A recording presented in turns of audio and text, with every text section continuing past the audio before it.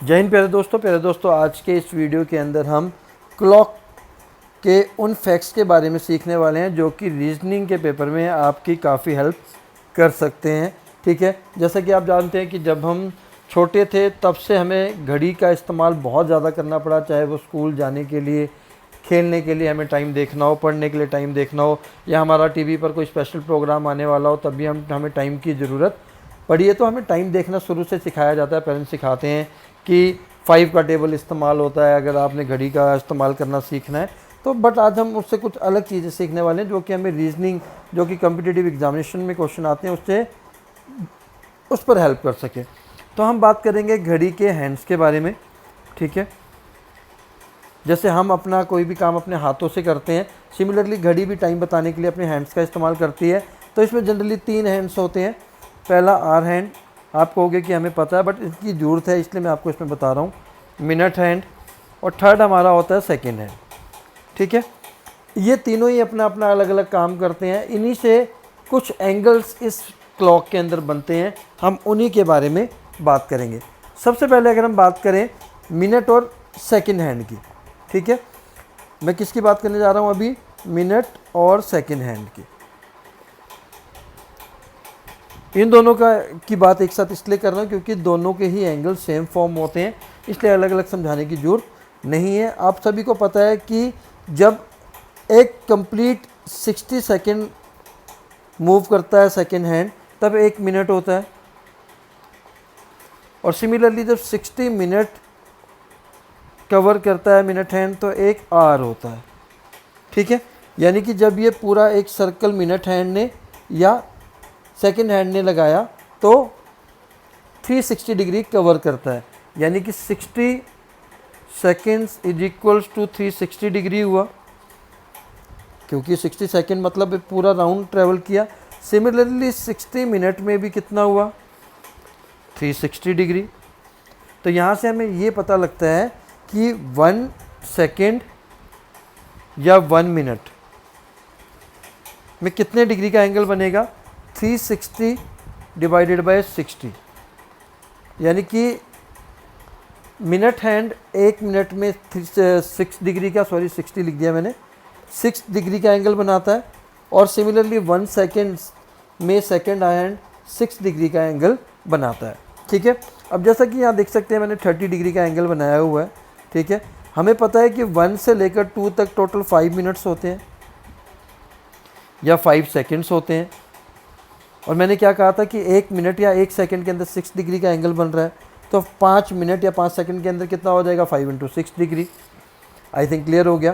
तो हमें यहाँ से पहली चीज़ सीखने के लिए क्या मिली कि 1 मिनट के अंदर 6 डिग्री का एंगल बनता है और 1 सेकंड के अंदर भी 6 डिग्री का एंगल बनता है। ठीक है, तो जैसा कि आप इस पूरे पिक्चर में देख सकते हैं कि मैंने ये 30 हर 5 मिनट के लिए 30 डिग्री का एंगल बनाया। ये 30 कितने होंगे, 12 होंगे, 3 4 5 6 7 8 9 10 11 12। ठीक है, 12 को जब मैं 30 डिग्री से मल्टीप्लाई करता हूँ तो ये 360 का एंगल कंप्लीट करता है। तो पहला कंसेप्ट हमारा क्लियर हो गया कि मिनट हैंड 1 मिनट के अंदर 6 डिग्री का एंगल बनाता है, और सिमिलरली सेकेंड हैंड भी 1 सेकेंड के अंदर 6 डिग्री का एंगल बनाता है। अब मैं बात करूँ आर हैंड की, तो इसका थोड़ा सा डिफरेंट आएगा।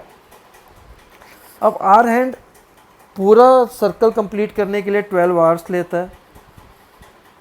ठीक है, क्योंकि 12 घंटे लेगा, क्योंकि 1 घंटा तो उसका यहाँ से यहाँ तक कवर हो जाता है, तो पूरा कवर करने के लिए उसको 12 आवर्स तक पूरा कंप्लीट करना पड़ेगा, यानी कि 12 आवर्स में 360 डिग्री बनते हैं।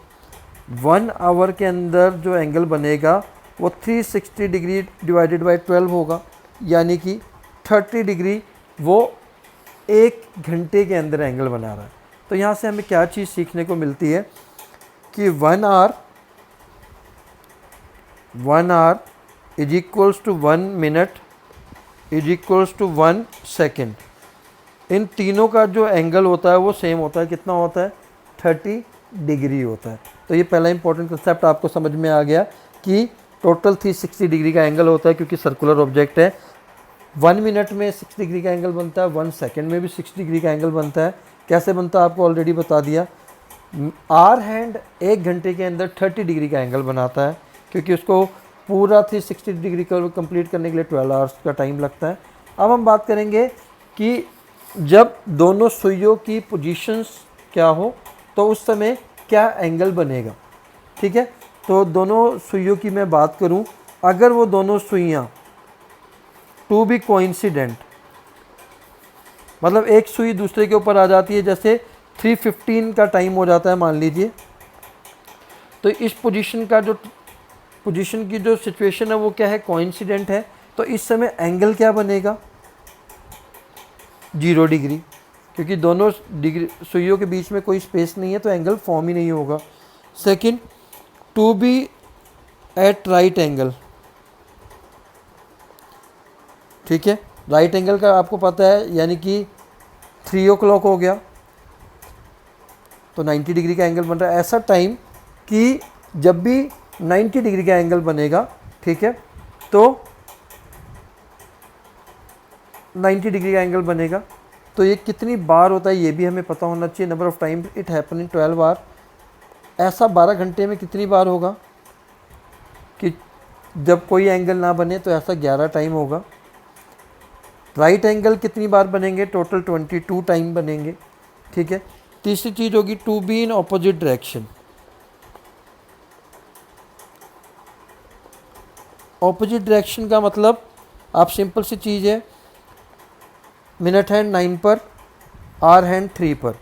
ठीक है, अभी दोनों ऑपोजिट डायरेक्शन में हो गए तो एंगल क्या बनेगा, 180 डिग्री। तो ऐसा टोटल 12 आवर में कितनी बार होगा, 11 टाइम होगा। ठीक है, 11, 22, 11, 22 आपने इस कंसेप्ट से याद कर लेना है। To be in straight line,